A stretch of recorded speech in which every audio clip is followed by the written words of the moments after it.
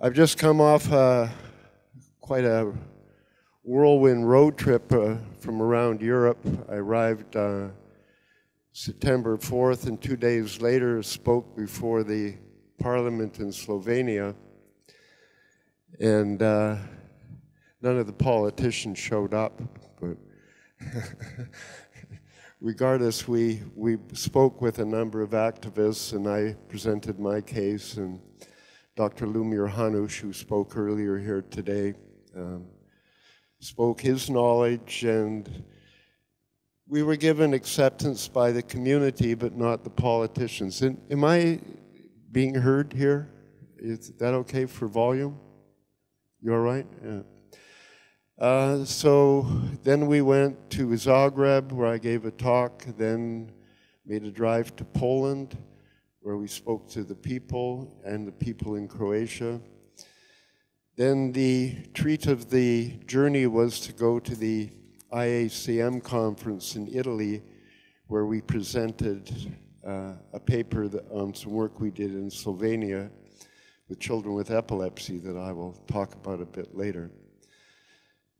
Then I flew to Macedonia with a stop in Istanbul and missed my flight in Istanbul and had to spend the night with 1 million other people in one airport. I've never seen so many people in one location before in my life. It was just millions attempting to get through passport control.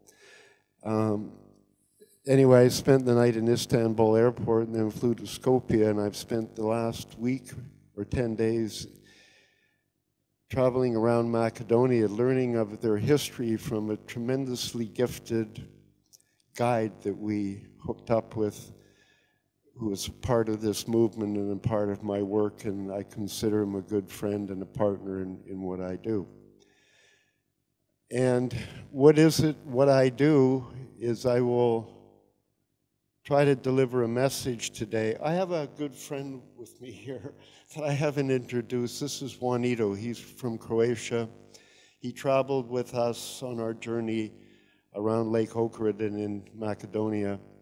He has a story to tell you that he will do briefly at the end of my talk. It'll take about 10 minutes, but Juanito is one of the people that I'm here today about. It's about the value of cannabidiol, of THC, of the cannabis plant as a medicine.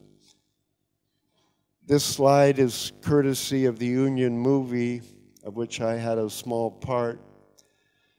They filmed in the part of the world that I come from, Vancouver, British Columbia, which has a reputation for growing strong cannabis plants, had a reputation for many years. I was involved with the first dispensary that started in Vancouver in around the year 2000. Now there are more than 100 in that city that the municipal government is attempting to regulate because they can't stop it. Where we are on the coast in Vancouver, we say it's hard to stop the tide coming in. You don't have tides on the Mediterranean, but if you know what I mean, when the water is moving, it's very hard to turn back.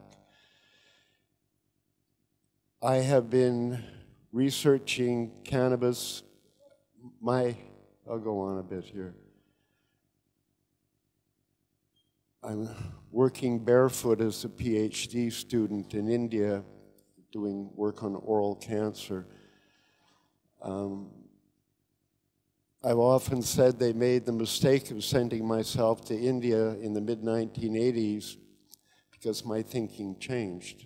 Before that, I was educated in Western modern medical science, biochemistry, zoology. My doctorate degree is in human pathology, which is the study of disease, toxicology, what makes you sick and what doesn't. And when I was in India working with oral cancer, they had the highest rate of oral cancer in the world at that time from chewing a mixture of tobacco and a nut called a betel nut and a leaf and calcium hydroxide that extracts the alkaloid from the nut and into your system. Yakety yak. They had a very high incidence of oral cancer. What I'm doing in this is the holy man in India. They're of a caste that does a lot of meditation and prayer. They're considered like a priest here, maybe in Europe. Wonderful guys. I worked through this fellow here, my translator. It was this man or another man who told me he had been to the moon many times in meditation. I'm pretty open-minded, and he told me he'd been there almost 4 or 5 times in the past year, and he said there's still no American flag there. Anyway, it's a different religion, different mentality.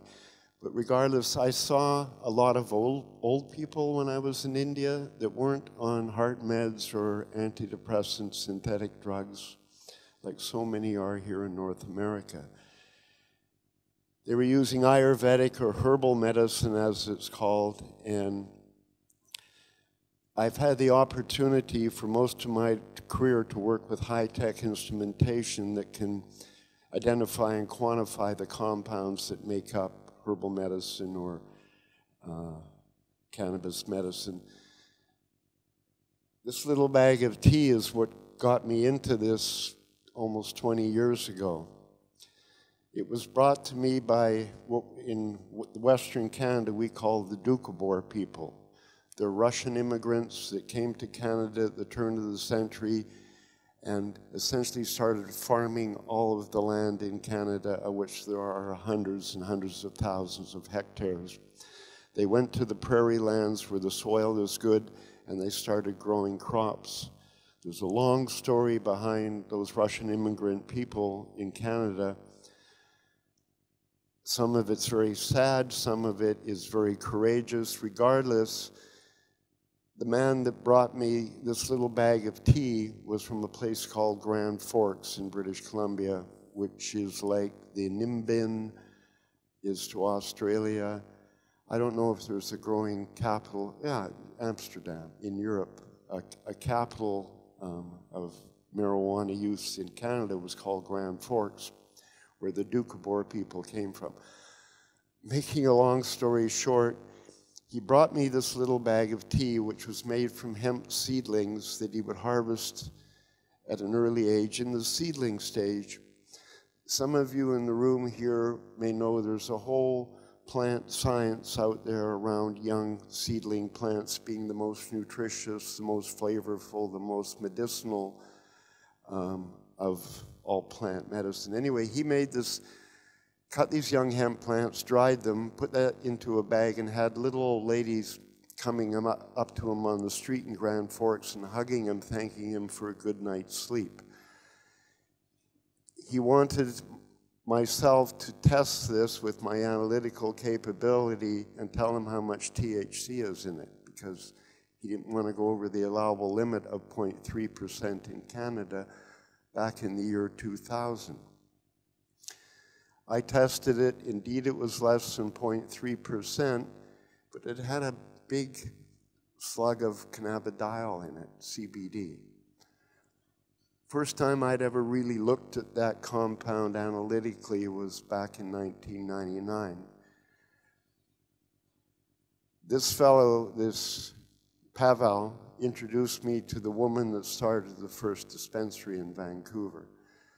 She had 7 different strains from Holland, and people with chronic pain would go for strain A over and over again. People with Crohn's disease would go for strain B. People with seizure disorder would go for strain C, and they would do it time and time again.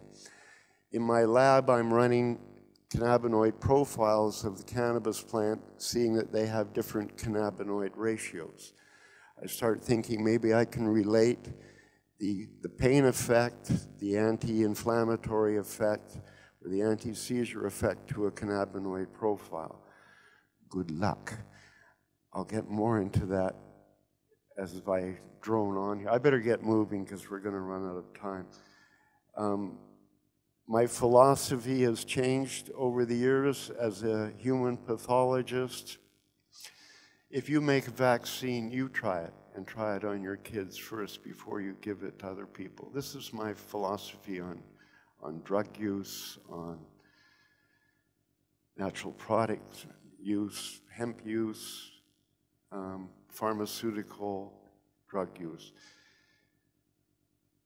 If it doesn't kill you, it's probably not going to. Put it this way, if cannabis was dangerous, my whole family, including the dog, would be dead.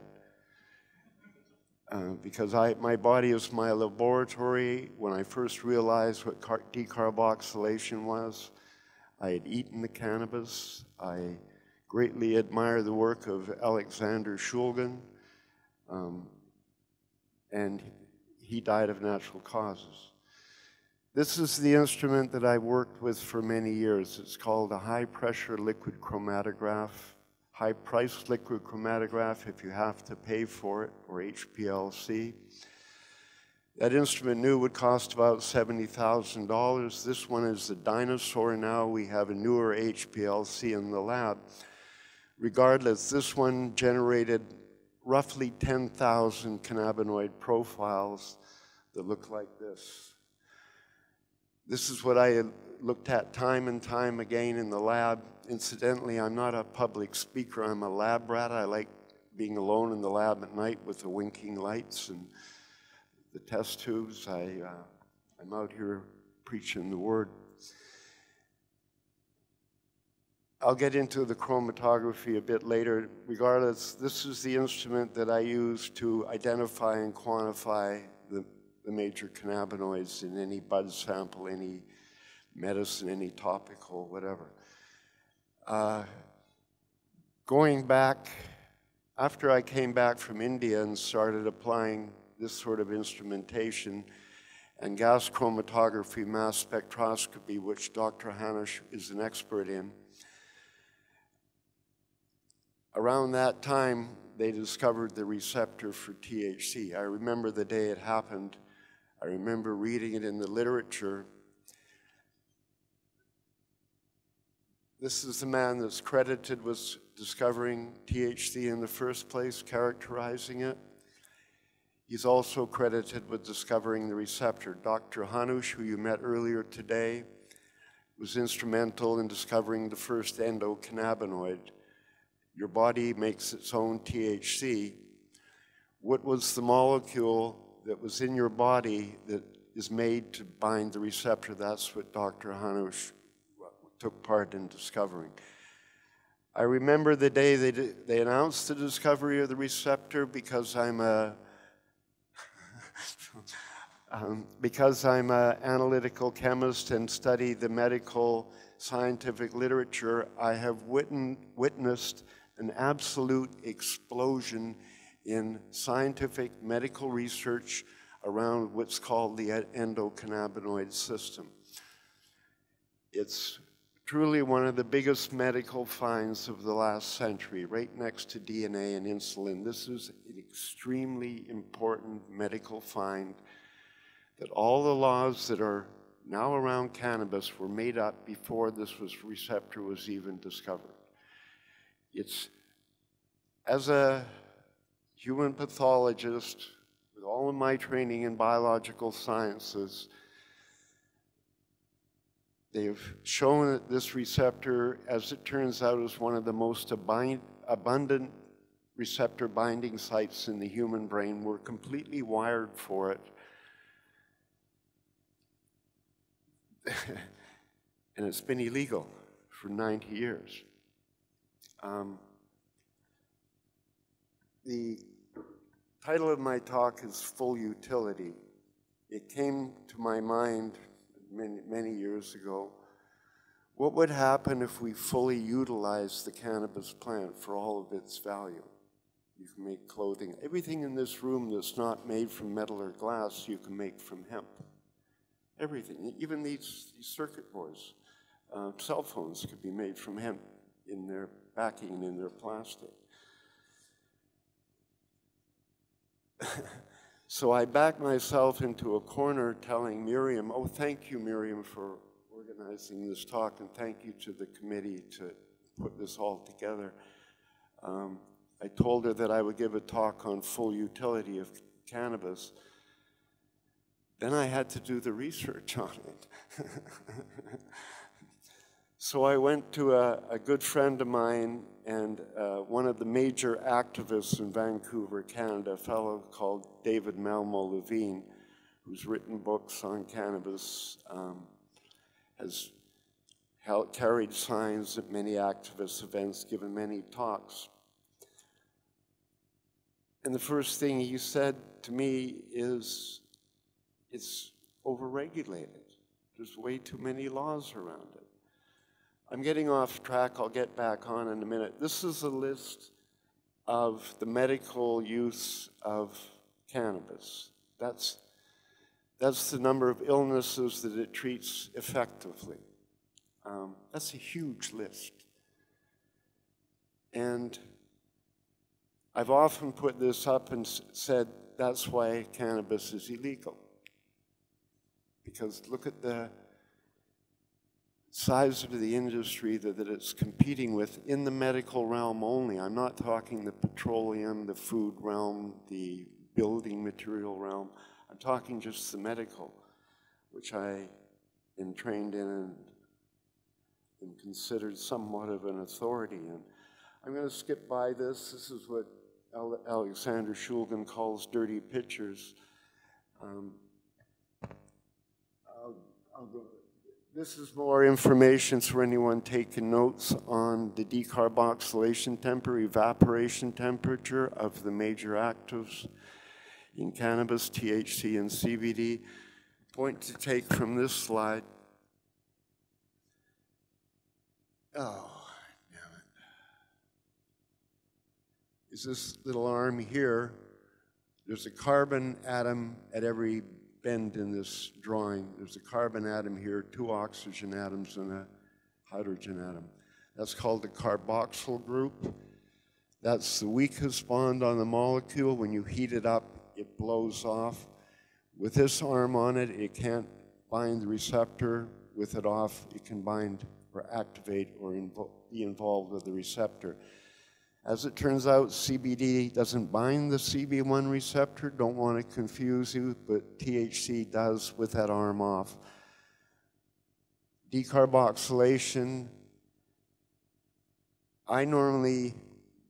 This is a tip for you home people here who are making cannabis preps yourself. I will take 300 grams of bud, put it into a mason jar, seal it up, preheat the oven to 160 centigrade. When it's at temperature, this is my oven with my digital display in Canada. It may be different, but that kind of ballpark on temperature, 155 to 160 centigrade. Put it in for 40 minutes. At 40 minutes, you'll start to smell it. Get ready to take it out, because when you're smelling it, you're losing terpenes.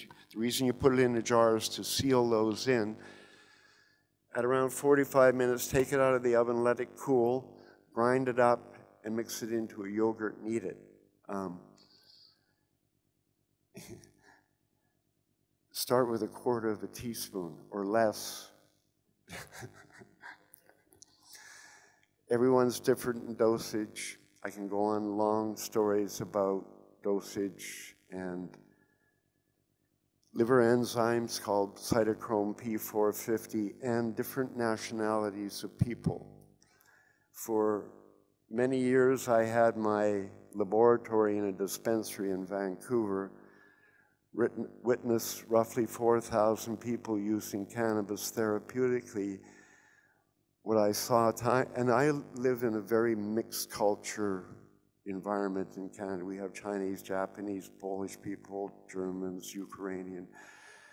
What I witnessed time and time again of people using cannabis is the British Celts, the Scots, Irish, and Welsh, were roughly 3 to 5 times more tolerant to oral cannabis than a Middle European, such as somebody from Germany or Holland or Croatia or Austria, which I call middleweights. Africans are a mixed bag. You never know which way they'll go in terms of tolerance.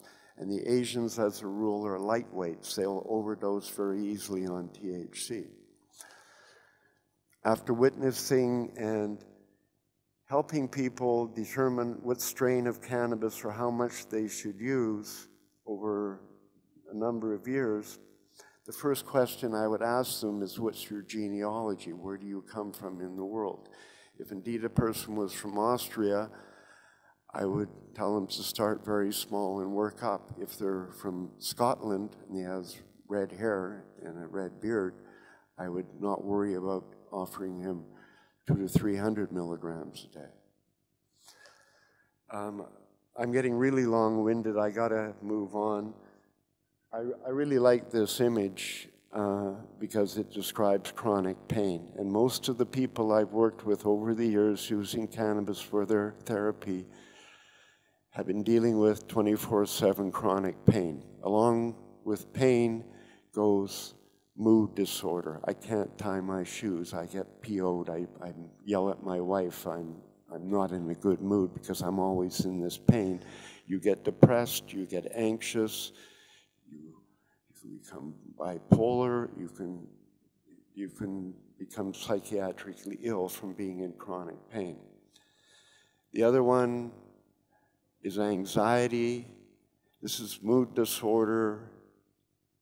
As inflammation is at the basis of most physiological illness, anxiety is at the basis of most psychiatric illness. Think of one: schizophrenia, bipolar disorder, obsessive compulsive disorder. All of these have anxiety components. The most powerful anti-anxiety herb, drug, whatever you want to call it, I've come across is hemp extracts from the hemp plant. This is the receptor, enzyme, inducing enzyme blocking, receptor activity of cannabidiol. I won't get into it other than saying this can all be backed up by the scientific literature. The cannabidiol affects more than the endocannabinoid receptor. It affects the dopamine receptor, the hydroxytryptamine receptor, which is serotonin, the one that puts you to sleep, makes you feel rewarded. Yakety yak. CBD has a multitude of physiological, biochemical properties that are good for human health.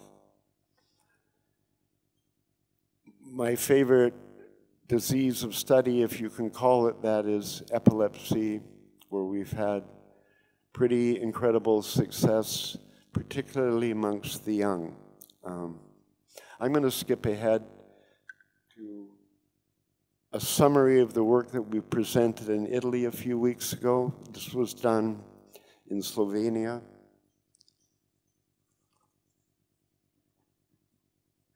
With a very brave neurologist. You can look him up in the proceedings of the talk or the poster we presented in Italy. I want to hug him next time I see him because he had the courage to help us with this study. We provided the mothers and fathers of 10 young children with epilepsy what we call the food supplement. It comes directly from the hemp plant. We put it into a capsule, we standardized it, we quality controlled it, and we gave it to the parents to give to their kids who were seizing daily. 7 of the 10 kids that we observed no longer have epileptic seizures. They've gone away completely, 100%, they're gone. Around 70% success rate in an observational study. We had no controls, but we're moving toward that. We wanted to present this because this is dramatic. These mums of the kids, I say the mums, the dads too, but I'm a man and I have 3 sons, and the mums in my world, where I come from in Canada, have had one of the greatest voices in this fight for legalization of cannabis. Because who can deny their children who are One girl I worked with was having 16 grand mal epileptic seizures a day. Now she has none. This has been a 9-year battle that we've been doing with her. I'm going to have to jump way ahead. I'm getting way too long-winded here. How are we? Oh, it's 4:45? Yeah, I have to. No, it's the time. What time is it? Is it 4:45? Yeah, okay. I'm gonna skip ahead a lot. I'm gonna have to talk about that.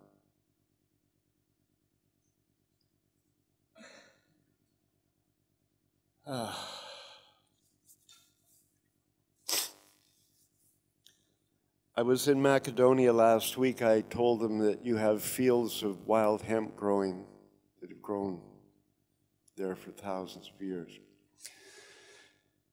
The cannabidiol content of that hemp tests out the same as the cannabidiol content as the hemp that we used in the children in Slovenia. My mission is to utilize the hemp plant here in Europe. The problem you can't utilize it is because of regulation, laws. My training is in human pathology. I know many medical doctors. I know men like Dr. Lumir Hanush, who is one that works in the premier cannabinoid laboratory in the world. Ilya here, who's sitting in front of me, who's been a tremendous help. All these are qualified people that believe that this plant should be legalized. What's preventing it is laws. These laws must change, and the only way to do that is to vote the people out that are against it. And I'm, like I said, been on a whirlwind trip. I really want you to meet Juanito and hear his story. He'll keep it brief. He said 10 minutes at the most. But he has a wonderful story, and it relates to the usefulness of the cannabis plant. And I will speak. I'm here for another day. I'll speak to you, any of you one-on-one. I give another talk tomorrow, but I'll probably repeat myself. But thank you very much. Wonderful audience, and thank you for listening.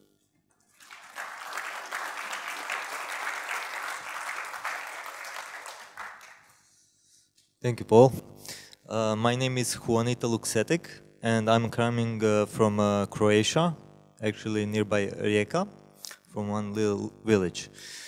My problem started when I was 16 years old. That was in 1994 when my MS symptoms started. MS, this is multiple sclerosis, which drives you to the bed. And you can't walk, you can't eat, you can't drink, and all other things. I was diagnosed in 2008. So, as you see, I have more than 20 years of symptoms. But I tried even conventional medicine in 2008, which didn't help me. Then I tried many other natural methods, let's say, which somewhat helped me, but not enough, you know. It was just not enough. And then in 2011, Rick Simpson came to Croatia, and he held a seminar or a lecture in Opatija, Abacija. Maybe some of you know. I heard the man, and he was clear enough. You know, if I want the quality, and if I want to try to see if the hemp extract actually helps me. You know, before that, I was just raised that cannabis destroys your brain, your body, your mind, and everything. And now this guy came to a party and he said, "This is a medicine," you know. So I didn't understand a thing, but just I knew that I need a quality. So I went to get the seeds in Slovenia, and I planted the plants. I made the extract. I mean, I tried it. You know, I only had 20 grams, and it was great. I mean, just a few months before that, I couldn't get out of bed, and I had really hard time walking. You know, the heaviness in the body, all the symptoms I had. You know, double vision. I couldn't feel nothing on my skin. The feeling, you know.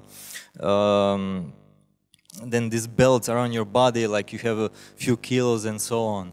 So after I tried this extract, after 23 days, it was a feeling like somebody erased with I don't know what, this heaviness from my body, and I could walk normally again, you know, and jump, because I had a feeling I can't jump because of the heaviness, you know, it's in your brain, it's crazy information. Anyway, I just want to tell you, cannabis, you see, yesterday was poison, today is the medicine, you know, this is just a plant. It's called cannabis sativa, so it means like something good. There is actually 3, let's say, varieties. So we have cannabis sativa, cannabis indica, and cannabis ruderalis. What Rick was saying at the lecture, that if you want a high quality extract, you need 95% plus THC in the extract and 1 to 3% of CBD. 3% is actually a lot. Depends how you take it.